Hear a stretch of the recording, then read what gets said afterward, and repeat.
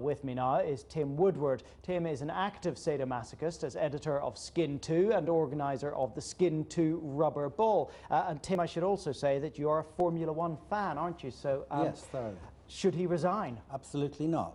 Although I think he may be pressured into doing it. Why should he not resign? Because according to the tabloids, all he did was go along to his local prostitutes, have some kinky sex, pay them, drink a cup of tea and go away again. But isn't it the nature of what he was up to involving Nazi uniforms and apparently what looked like concentration camp uniforms, isn't that so deeply offensive and distasteful that it's certainly he can't keep his deeply position? offensive and distasteful to you and to me, I'm sure.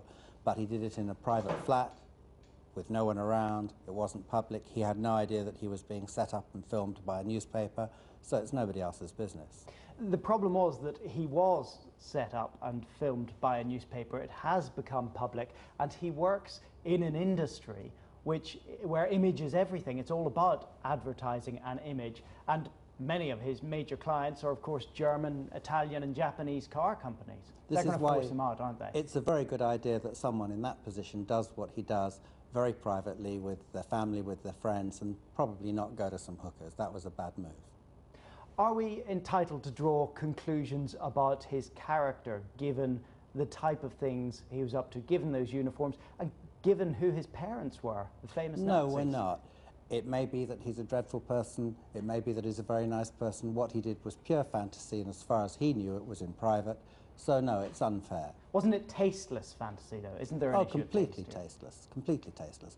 But I wouldn't do it, I'm sure you wouldn't do it, not many people would do it, but it was intended to be private. So any breach of taste, you'd have to blame the people that secretly filmed it.